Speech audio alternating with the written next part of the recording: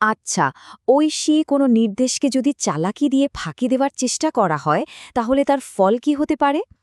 আজকে আমরা ঠিক এমনই এক শক্তিশালী ধর্মীয় ঘটনার গভীরে যাব, যেখানে সামান্য একটা চালাকি এক ভয়ঙ্কর পরিণতির জন্ম দিয়েছিল। মানে প্রশ্নটা হলো, যখন কোনো একটা জাতি সৃষ্টিকর্তার আদেশকে পাশ কাটানোর জন্য একটু বেশি বুদ্ধি খাটায়, তখন আসলে কি ঘটে? এই প্রশ্নটাই কিন্তু আমাদের আজকের আলোচনার একেবারে কেন্দ্রে। চলুন তাহলে শুরু করা যাক। তো আমাদের এই কাহিনীর শুরুটা হচ্ছে বনি ইসরায়েলের একদল মানুষকে নিয়ে, যারা সমুদ্রের তীরে থাকত। আল্লাহ তাদের পরীক্ষা করার জন্য একটা খুব নির্দিষ্ট, খুব পরিষ্কার একটা নির্দেশ দিয়েছিলেন। আর নির্দেশটা ছিল সরাসরি তাদের রুটি-রুজি, মানে তাদের জীবিকার সাথে জড়িত, যাই পরীক্ষাকে আরও অনেক কঠিন করে তুলেছিল। তাদের বলা হয়েছিল সপ্তাহের একটা বিশেষ দিন, মানে শনিবারে, মাছ ধরা একদম নিষেধ, পুরোপুরি নিষেধ। এটা এমন একটা নিয়ম ছিল যা কোনোভাবেই ভাঙা যাবে না।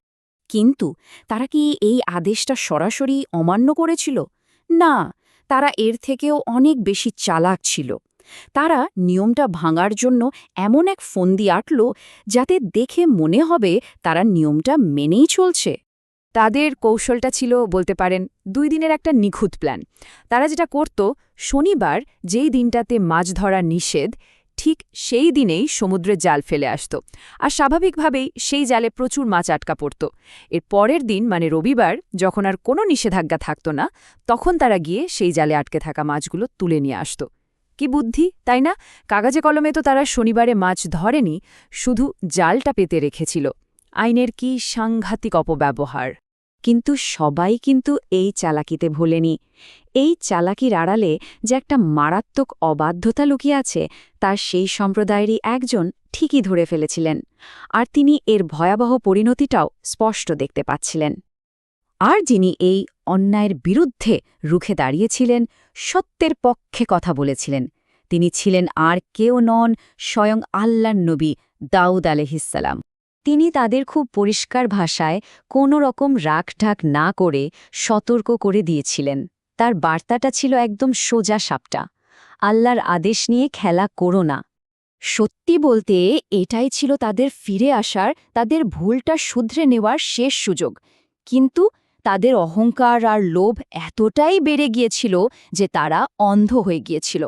তারা নবীর সেই সতর্ক বাণীতে একটুও কান দিল না, তওবা করল না, বরং নিজেদের ধ্বংসের পথেই চলতে থাকল। আর ঠিক এর পরেই, যখন তাদের অবাধ্যতা সব সীমা ছাড়িয়ে গেল, তখন নেমে এলো সেই চূড়ান্ত পরিণতি, এক অকল্পনীয়, এক ভয়ঙ্কর ঐশী শাস্তি। ব্যাপারটা এমন দাঁড়ালো যে তাদের ভেতরের অবাধ্যতার ছাপটা তাদের বাইরের আকৃতিতে ফুটে উঠল। শাস্তির আগে তারা ছিল বনি ইসরায়েলের একদল সম্মানিত মানুষ, আর শাস্তির পর তারা রূপান্তরিত হল অভিশপ্ত বানর আর শূকরে। এখন মনে প্রশ্ন আসতেই পারে, তাই না, যে হাজার হাজার বছর আগের এই একটা ঘটনার আসল মানেটা কি? এটা কি শুধু ওই নির্দিষ্ট একটা গোষ্ঠীর জন্য একটা ঐতিহাসিক শাস্তি ছিল, নাকি এর ভেতরে আমাদের সবার জন্যই কোনো গভীর বার্তা লুকিয়ে আছে? দেখুন, আসল সত্যিটা হলো, এটা নিছকই একটা শাস্তি ছিল না।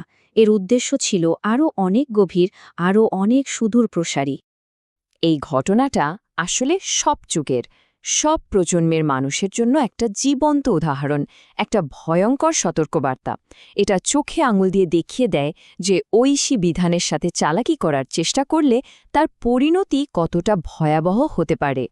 তাহলে এই পুরো ঘটনা থেকে আমাদের জন্য মূল শিক্ষাটা কি? বিষয়টা কিন্তু খুবই সহজ আর স্পষ্ট। আল্লাহর আদেশকে অমান্য করা বা সেটাকে পাশ কাটানোর জন্য কোনো রকম কূট কৌশলের আশ্রয় নেওয়ার পরিণাম মারাত্মক। আর শেষ পর্যন্ত এই পুরো কাহিনীটা আমাদের একটা চূড়ান্ত সত্যের সামনে এনে দাঁড় করায়। মানুষ নিজেকে যতই চালাক বা বুদ্ধিমান ভাবুক না কেন, সত্যিকারের সঠিক পথ, মানে হেদায়েত, সেটা কেবল আল্লাহর পক্ষ থেকেই আসে। এই গভীর ভাবনাটা নিয়েই আজকের মতো আমাদের আলোচনা এখানেই শেষ করছি।